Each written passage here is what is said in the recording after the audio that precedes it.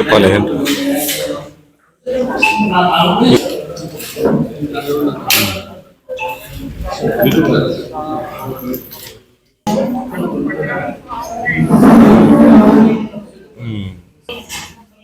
కొన్నాడు సార్ చేరుకున్నారు. Okay sir.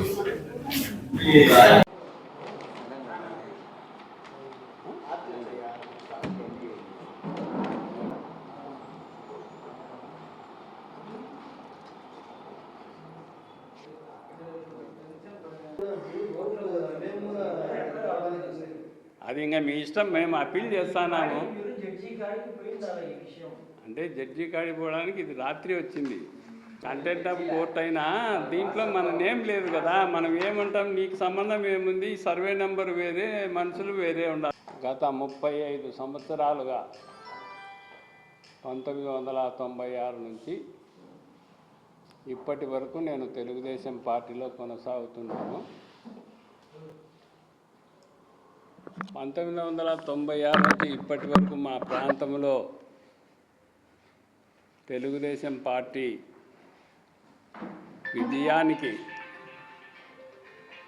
ఎంతో కృషి చేశాం.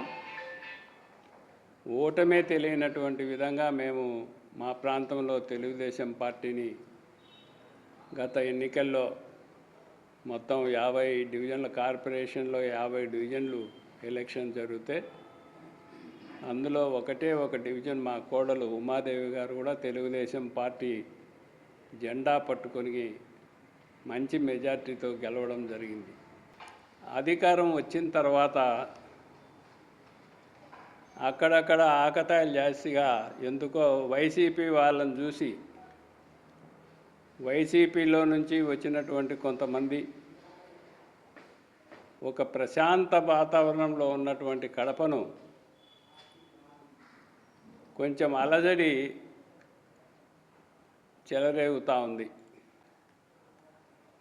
అటువంటి అన్నీ కూడా మనము ఎక్కడికక్కడ మీ పత్రికలు, మేము అందరం కూడా సమైక్యంగా వాళ్ళను ఆ అలజడిని తగ్గించడానికి ప్రజల కోసం మనందరం కృషి చేయాల్సినటువంటి ఆవశ్యకత ఉంది. ఎక్కడికి పోతున్నాం మనం ఈ ప్రజాస్వామ్యంలో?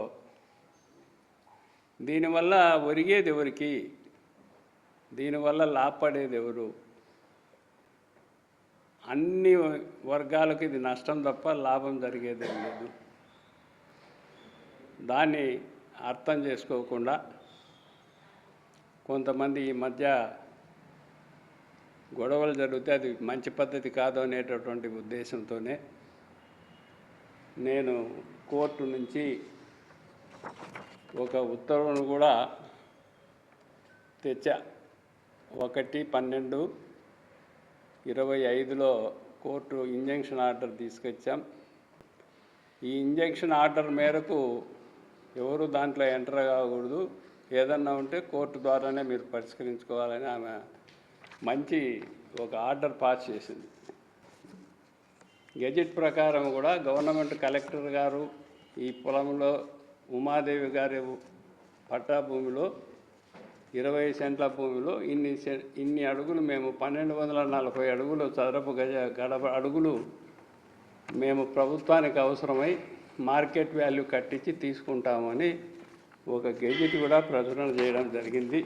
ఈ మధ్య కాలంలో మరి 49వ డివిజన్లో, నా డివిజన్లో బిల్టోప్ సర్కిల్లో గత చాలా సంవత్సరాలుగా 20 సెంట్ల స్థలం, ఒక కార్నర్ బిట్టు నా పేరు మీద ఉంది.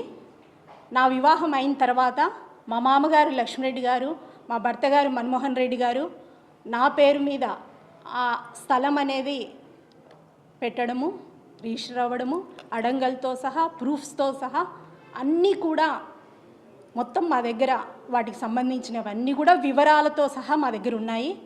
ఆ స్థలం నాది. అలాగే ఆ స్థలాన్ని మేము కూడా ఈరోజు ఒక వేరే వేరే అవసరాల కోసం, ఒక హోటల్ కానివ్వండి, వేరే ఎవరన్నా పెట్టుకుంటానంటే వాళ్ళకు మేము అన్ని ఏర్పాట్లు చేసి వాటిని రెంట్లకు కూడా ఇవ్వడం జరిగింది.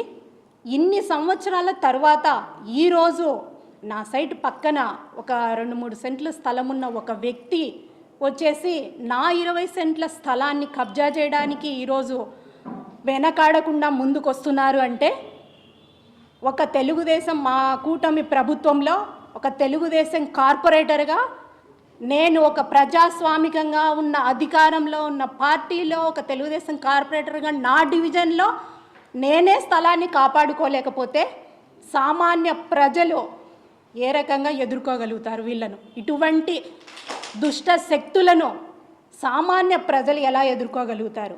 ఇది నాకు చాలా ఆవేదనగా ఉందన్న. ఎందుకంటే మా గవర్నమెంట్లో నా డివిజన్లో ఎప్పుడు ఇటువంటి సమస్య రాలేదు. వచ్చినా వారికి అండగా నా కుటుంబం నేను మరి ముందుకుండి ఇన్ని సంవత్సరాల్లో మేము పోరాటం చేసి ప్రతి ఒక్క పౌరుడికి న్యాయం జరిగేలాగా చేయబట్టే ఈరోజు అలంకాన్పల్లె లక్ష్మీరెడ్డి గారి కుటుంబం అన్న గౌరవనీయులు అలాగే ఒక టీడీపీ కార్పొరేటర్ ఉమక్ అంటేనే న్యాయానికి ప్రతిరూపంగా నా ప్రజలు నన్ను ఆదరించినారు. ఇన్ని ఏళ్లలో ఇటువంటి పరిస్థితి మేము ఎప్పుడు చూడలేదు. అటువంటిది ఈరోజు మా స్థలంకే వచ్చేసి నా సైటు నా పేరు మీద రిజిస్టర్ అయ్యి మా మామగారి పరంపర నుంచి మాకొచ్చిన స్థలాన్ని ఈరోజు కబ్జా చేయడానికి ముందుకొస్తున్నారు అంటే మనము ఏ పరిస్థితుల్లో ఉన్నాము, ఎటువంటి స్థితిలో మనం ఈరోజు మన ప్రభుత్వం మనం జరుగుతుంది అనేది నాకు చాలా బాధాకరంగా ఉంది. ఒక కార్పొరేటర్కే అక్షరాల ఈడ న్యాయం జరగని పక్షంలో ఒక కార్పొరేటర్కే ఈరోజు దిక్కు లేకుండా మరి ఎంతోమంది శక్తులు వచ్చి మా మీదే మరి విరుచుకుపడేలాగా నా స్థలమే కబ్జా చేసే పరిస్థితుల్లో ఉంటే మరి సామాన్య ప్రజలు పరిస్థితి ఏంది అని నేను క్వశ్చన్ చేస్తూ ఉన్నాను. దీనిని మెయిన్గా ప్రతి ఒక్క మా నాయకులు అందరూ దృష్టికి నేను తీసుకెళ్తాను. అలాగే న్యాయ పోరాటం చేసి నా స్థలాన్ని నేను ఎలా తీసుకోవాలో నాకు కూడా తెలుసు. ఇటువంటి వారిని ఎంతమంది ఎవరేం చేసినా కూడా మేమైతే భయపడేది లేదు. నా కుటుంబం కానీ మేము కానీ పక్కా ఆధారాలతో సహా నా పేరు మీద ఉన్న స్థలాన్ని నేను ఎలా దక్కించుకోవాలో నాకు కూడా తెలుసు. కాకపోతే ఈ ప్రెస్ మీట్ పెట్టడానికి కారణం ఏమంటే ఈ విషయం ప్రజల్లోకి వెళ్ళాలి.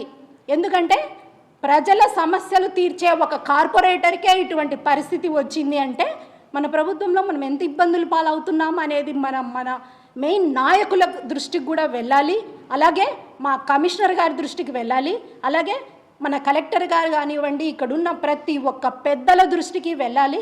మాకు న్యాయం జరగాలి. మాకు న్యాయంతో పాటు మిగతా ప్రజానీకం జోలికి ఇటువంటి దుష్టశక్తులు మా మీదకి వచ్చిన వారు మిగతా వాళ్ళ జోలికి కూడా పోకుండా ఉండేలాగా వారికి కఠిన శిక్షలాగా వేసేలాగా మరి అందరూ కూడా చర్యలు తీసుకోవాలా. కాబట్టి